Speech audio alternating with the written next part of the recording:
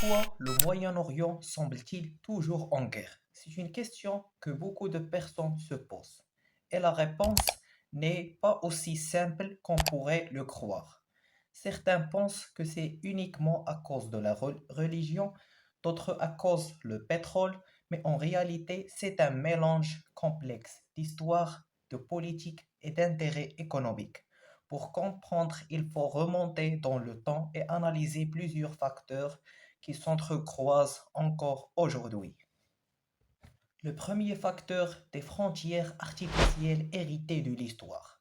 Tout commence après la Première Guerre mondiale. À cette époque, les grandes puissances européennes comme la France et le Royaume-Uni redessinent complètement la carte du Moyen-Orient.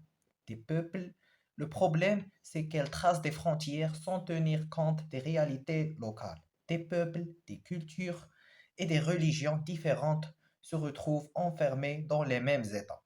Par exemple, en Irak, plusieurs communautés coexistent avec des intérêts opposés. Résultat, des tensions internes qui vont exploser tôt ou tard. Ces frontières artificielles sont encore aujourd'hui l'une des principales causes d'instabilité dans la région du Moyen-Orient. Le deuxième facteur, c'est le pétrole, qui est une richesse qui attire de plus en plus les conflits. Mais ce n'est pas tout. Le Moyen-Orient est aussi une région extrêmement riche en ressources naturelles, notamment en pétrole.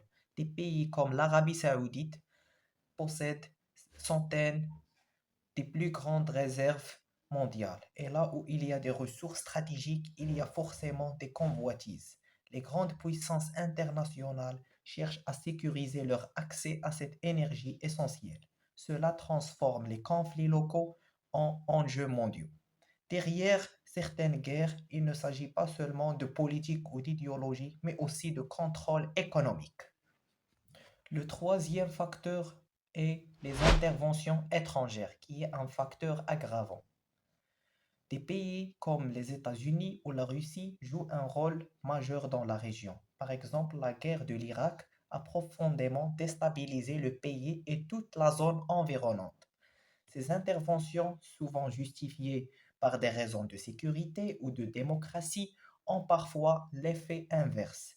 Elles créent un vide de pouvoir, favorisent l'émergence de groupes armés et prolongent les conflits sur plusieurs années, voire des décennies. Le quatrième facteur qu'on ne peut pas ignorer sont les tensions religieuses, qui est un facteur souvent instrumentalisé.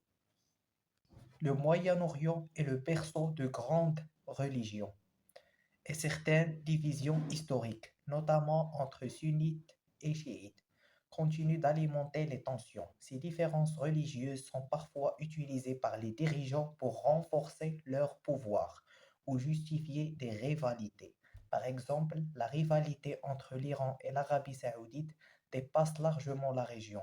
Elle reflète aussi une lutte d'influence politique et stratégique dans toute la région. En réalité, aucune de ces causes ne suffit à elle seule à expliquer les conflits. C'est leur combinaison qui rend la situation si complexe.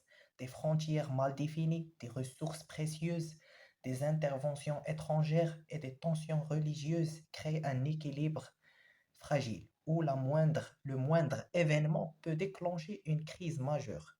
Alors, pourquoi y a-t-il des guerres au Moyen-Orient? C'est parce que la région concentre trop d'enjeux à la fois. Et tant que ces facteurs resteront présents, la paix durable restera difficile à atteindre. Comprendre ces mécanismes, c'est déjà un premier pas pour mieux analyser l'actualité et éviter les idées simplicites. Donc, on est arrivé à la fin de notre vidéo. Si vous n'avez pas vu la vidéo que j'ai déjà mise en ligne sur pourquoi les États-Unis veulent le Greenland, je vous conseille vivement de la consulter car elle est riche en informations.